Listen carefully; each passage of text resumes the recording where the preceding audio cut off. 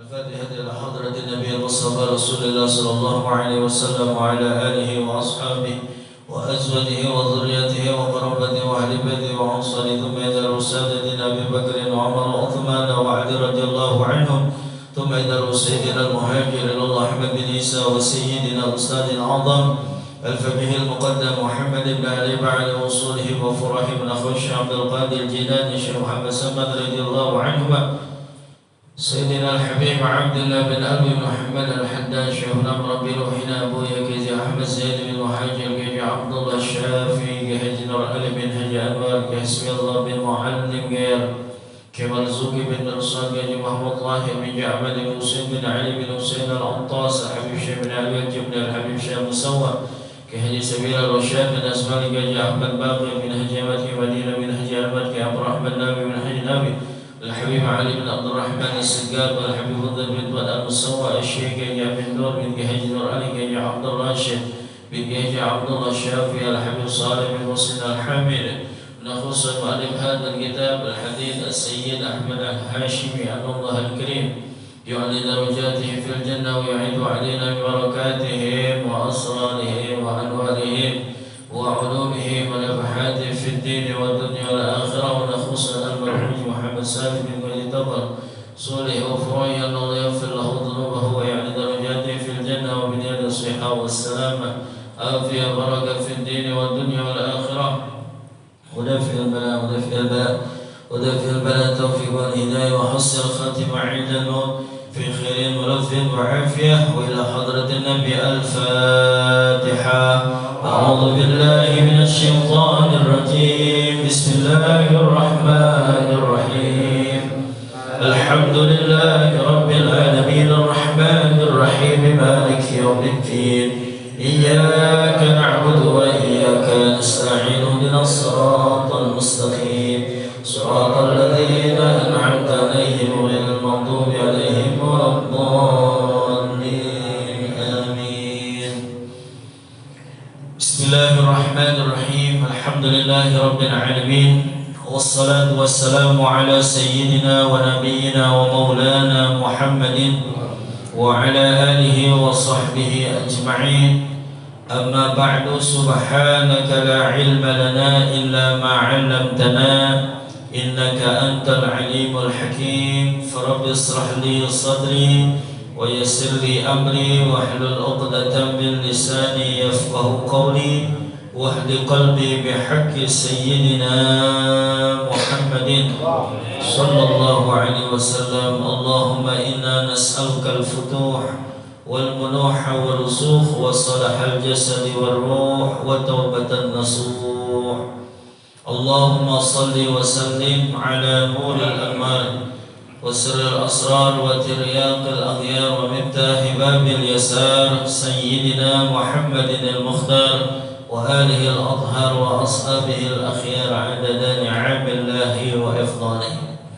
Hadirin jamaah sekalian yang dimuliakan Allah Subhanahu wa taala, kita teruskan pembacaan hadis kita di dalam kitab Mukhtarul Hadits An-Nabawiyah.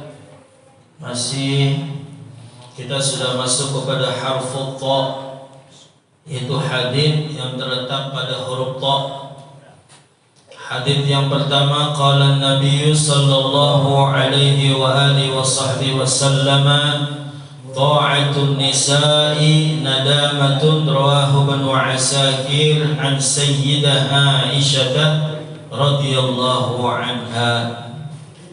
Wa qala an-nabiy sallallahu alaihi wa alihi wasallam, ta'atu fil ma'rufi, rawahu Muslim wa Abu Dawud wa Nasa'i.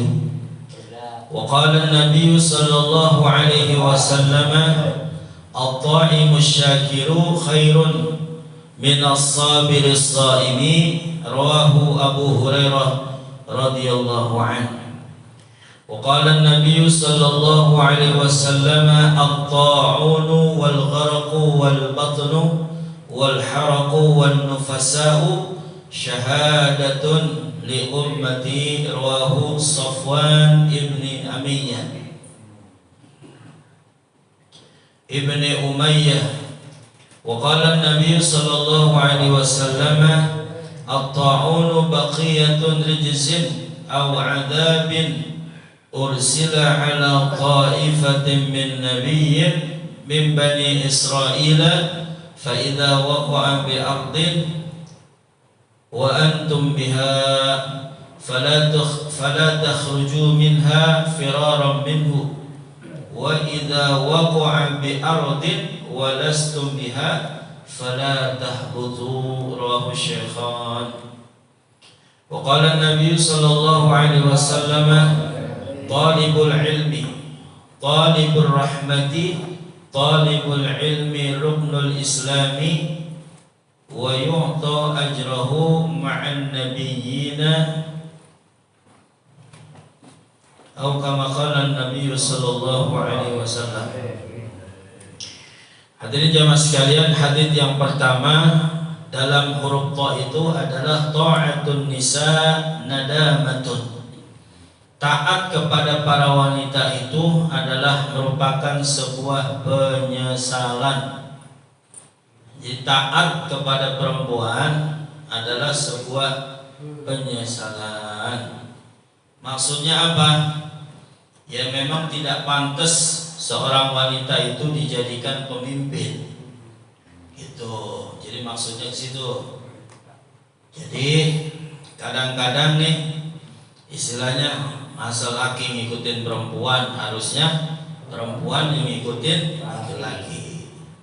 Jadi perempuan yang menjadi makmum, laki-laki menjadi imam.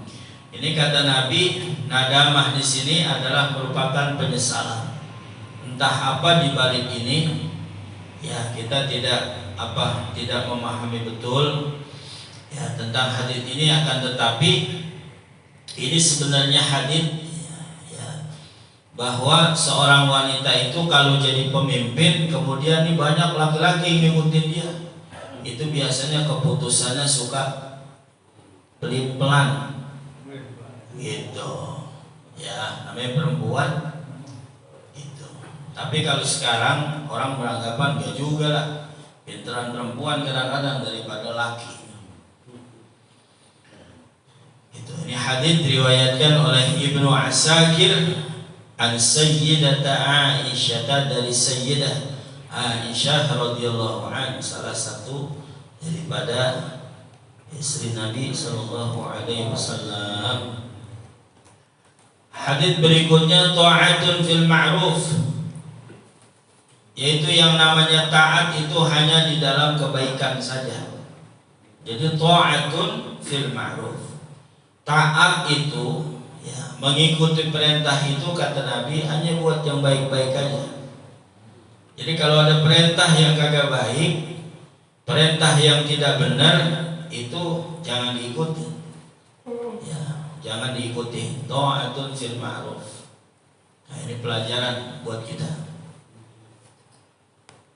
Wa qala an-nabiy sallallahu alaihi wasallam at-ta'imus syakiru khairun minas sabiris sha'im.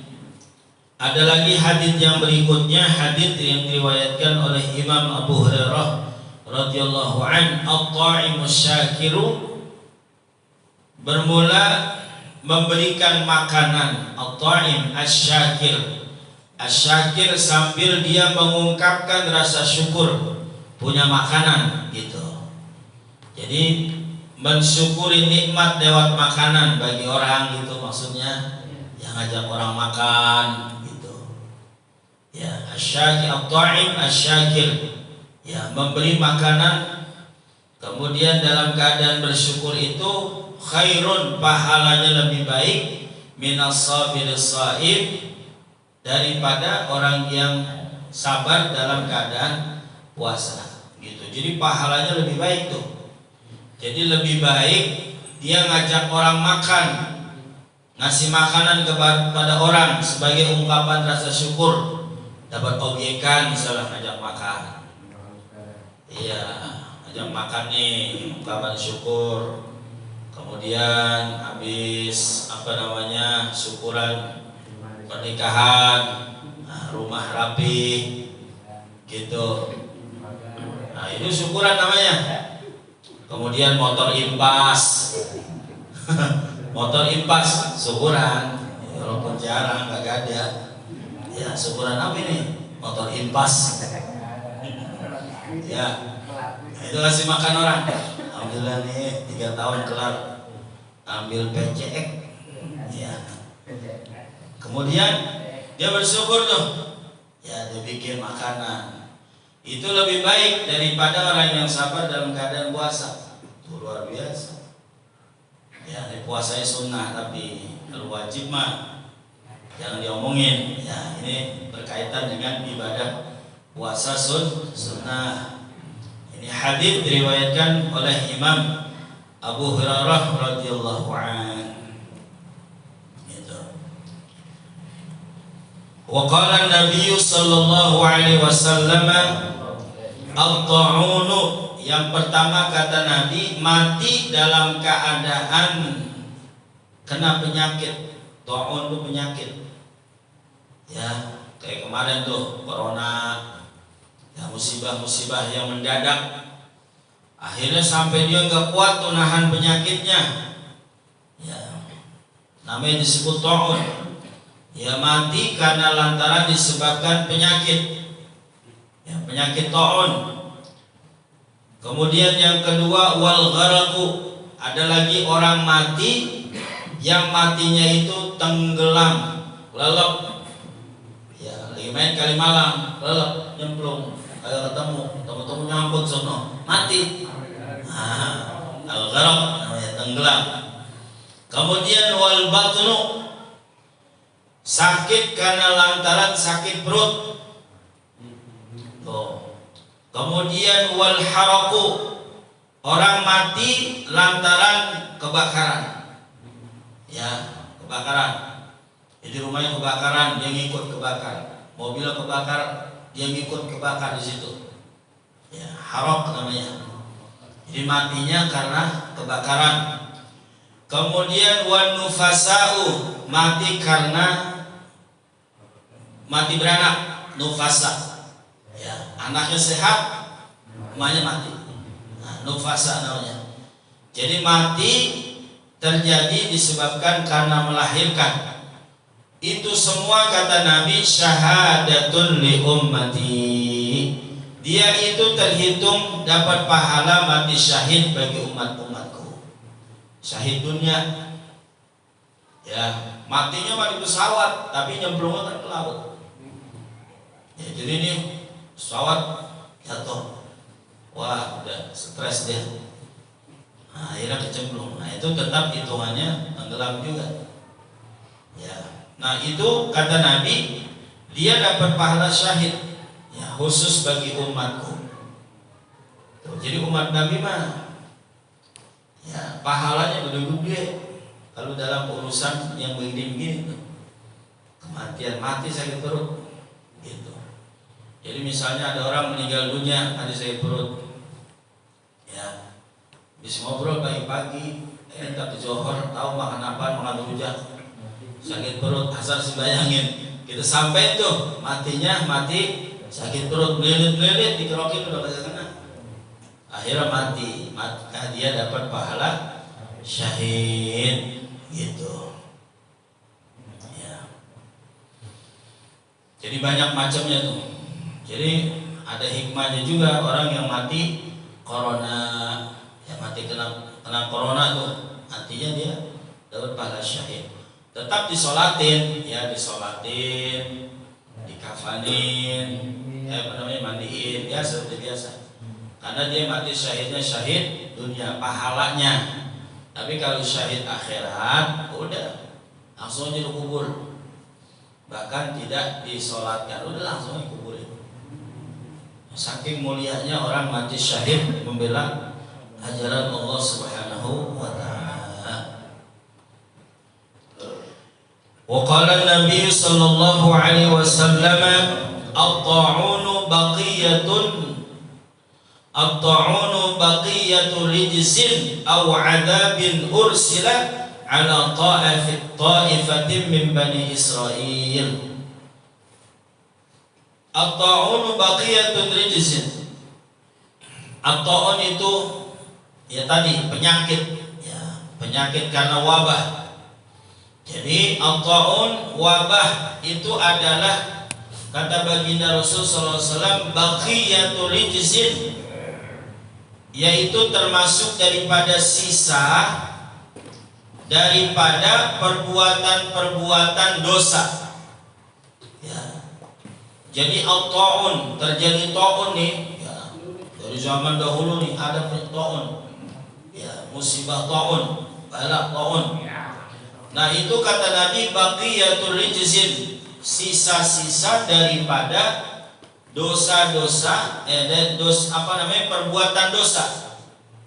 Jadi orang berbuat dosa nih, nah sisa-sisanya masih ada tuh, ya sisa-sisa perbuatan maksiat, dosa-dosa. Nah akhirnya itu diturunin tuh bala musibah segala macam. Ya di sini sebutnya at-ta'un, ta'un.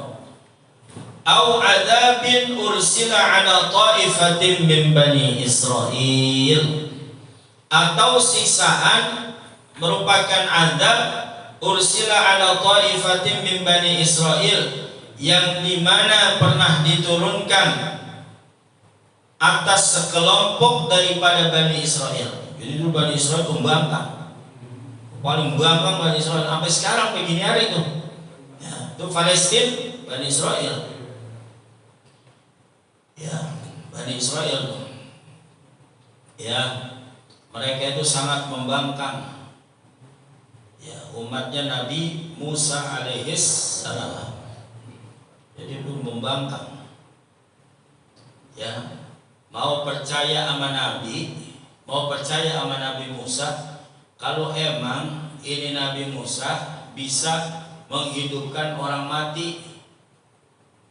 Ya, jadi orang yang udah mati nih, begitu banyak orang mati suruh hidupin.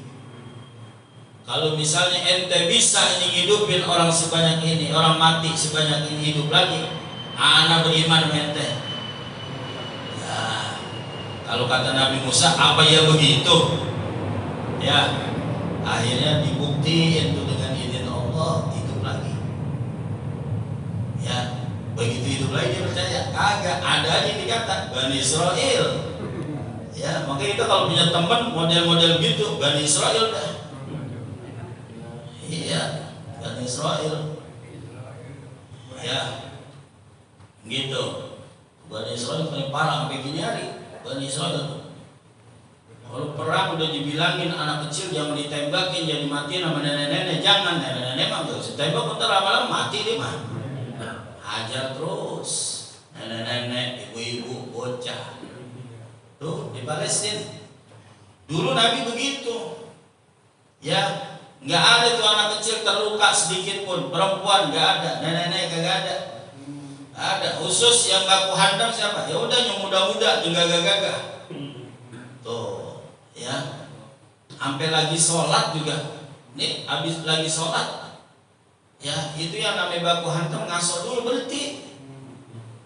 Ya, karena orang-orang musyrikin saat itu tuh ada namanya perang namanya Zatul Riqa. Ya, yang saat itu turun tentang keringanan masalah sholat. Ada namanya sholat khauf, sholat yang lagi dalam keadaan ketakutan. Itu turunnya Nabi ajarkan, malaikat Jibril ajarkan kepada Nabi Allah Muhammad SAW. Itu adalah tentang masalah rukhsah atau keringanan daripada sholat khauf. Ya, itu turunnya sebelum datang waktu asar. Itu lagi perang namanya Zatul Riqa. Orang musyrikin lagi, orang-orang Islam pada sembahyang dhuhr, dia ngeliatin dekat. Orang musyrik sering pada sembahyang dia. Sholat biasa, sholat dhuhr secara berjamaah. Nabi bersama sahabat-sahabatnya. Begitu dilihatin, diperhatiin sama orang-orang musyrik, ada yang ngomong sebahagia orang musyrik, wah, sebenarnya nih kalau kita mau tembakin ini dia, kita menang ini. Orang jadi sembahyang, deket lagi sama kita, kelihatan dia ruku, dia sujud, Dan sembahyangnya Nabi bersama sahabatnya saat itu kagak kayak sembahyang kita, takbir gemeteran, enggak ada. Nah, sahabat sembahyang yang khusyuk, gitu takbir Allah Akbar, kagak dipikirin bahwa itu dia sembahyang lagi perang. Dia kagak punya pikiran, di dalam pikirannya lagi takbir itu bahwa musuh di depan dia, nggak ada pikiran gitu. Kalau kita kali, nah, kita kadang-kadang kunci kagak ketemu. Begitu sembahyang pusing, iya diminggang. Tuh, saking gak khusyuknya. Tapi kalau sahabat-sahabat Nabi sholat duhur, ini orang-orang musyrik ngomong, wah kalau kita hajar nih kita menang ini. Cuman karena udah keterlanjuran, akhirnya ada lagi yang ngomong, orang musyrik yang lain yang belah sono yang temannya. Udah begini aja bang, entarnya habis sembahyang duhur, ada lagi sembahyang yang dimana itu sholat atau sembahyang itu lebih dia cintai daripada dia mencintai bapaknya, lebih dia cintai daripada anak-anaknya. Namanya sholat apa? Sholat wusta. Sholat wusta itu sholat asar. Kata Allah, hafidhu ala sholawati was sholatil wusta. Hafidhu, jagalah oleh kalian apa yang harus dijaga kata Allah, yaitu sholawat, sholat. Hafidhu ala sholawati, jaga oleh kalian sholat yang 5 waktu. Kemudian apalagi? Wassalatil wusta, dan jagalah oleh kalian yang namanya sholat wusta. Ulama tafsir bersepakat sholat wusta, sholat tengah-tengah itu dinamakan al-asr, sholat asar. Tuh. Jadi sholat asar itu kata Nabi pahalanya 2 kali lipat. Bahkan barang siapa yang meninggalkan sholat asar dengan sengaja, dia telah kehilangan keluarga dan hartanya. Keluarga pada mati, anak hartanya pada hilang, hidup udah kagak ada artinya. Keluarga pada mati semua, kanyut, hartanya kanyut, kita tinggal sendiri, nggak ada harganya. Itulah diperumpamakan oleh Nabi, ente ninggalin sholat asar dengan sengaja, sama aja ente udah kehilangan harta dan keluarganya. Makanya sembahyang asar ada berat. Lah iya, jadi kuli juga emang lagi sedang-sedangnya. Iya, adukan masih banyak. Batu-bata udah diangkutin mau kenek. Ya coba-coba berhenti. Wah, gua berendengin, bisa kenek asar dicuci pacul. Lagi sibuk-sibuknya. Makanya begitu berhenti tank jam 5. Yang punya rumah pakai ngeluarin kopi, mobil bus hujan-hujan lagi. Kopi dulu, tahan. Ayo sembahyang asar. Kata Nabi, ente ninggalin sembahyang asar dengan sengaja, sama ente itu kehilangan harta benda ente dan keluarga. Kalau ente kerjain sembahyang asar, dapat pahala 2 kali lipat. Dan sholat asar ini saudara-saudara sekalian sudah sangat masyhur.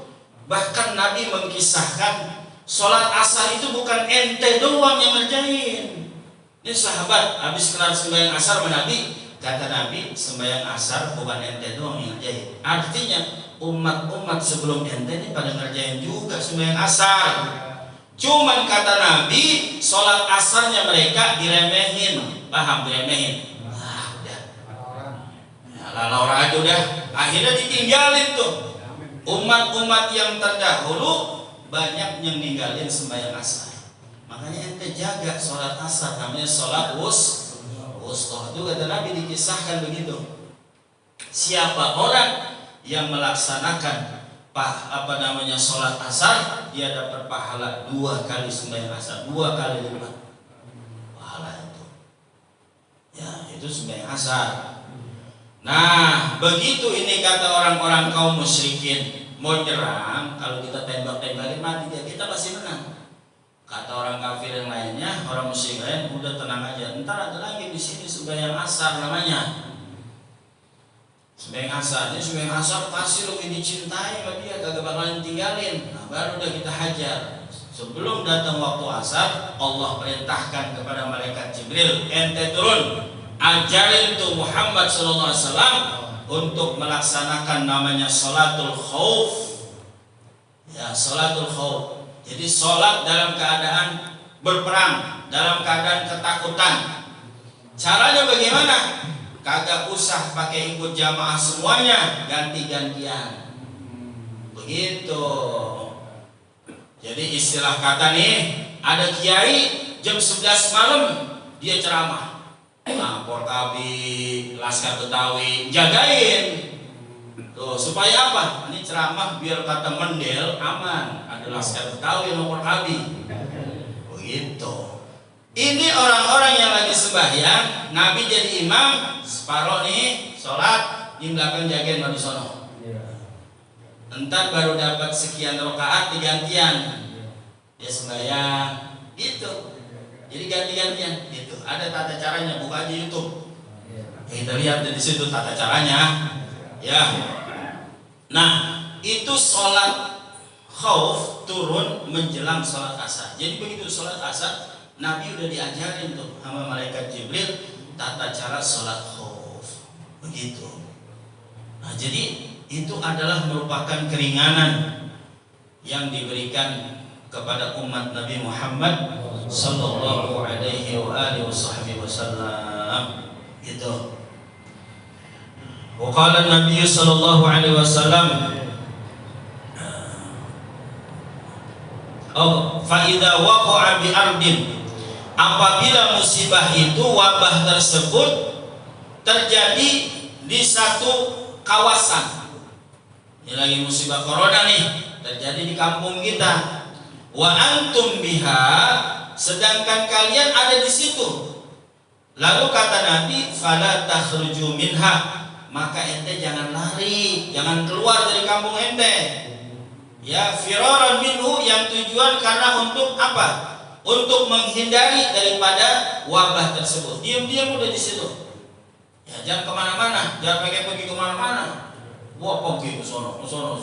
Ngindarin apa? Ngindarin wabah. Jangan, kata Nabi, udah diam-diam aja. Tapi wa idza waqa'a bi ardin, apabila wabah tersebut, taun tersebut terjadi di satu wilayah, kemudian walastum biha fala tahbutu, sedangkan kalian itu enggak ada di situ, fala tahbutu, maka jangan kalian masuk ke dalam kawasan tersebut. Kalau ente ada di situ, musibah turun di situ, ente jangan lari. Seandainya ente kagak ada, ente jangan masuk ke situ. Iya, mentang-mentang kampungnya, pulang deh, emang di sono lagi parah musibah, aduh ke sono. Jangan. Itu Nabi ngajarin begitu. Supaya apa? Umatnya terhindar daripada wabah. Gitu. Jadi sebenarnya wabah kemarin kagak usah pakai diisolasi kemana-mana, diangkut sono, kagak, jangan diem di rumah. Ya enggak ngapa-ngapa. Gitu. Ya, ini konsepnya Nabi itu begitu. Ya, hadis diriwayatkan oleh Imam Bukhari dan Muslim.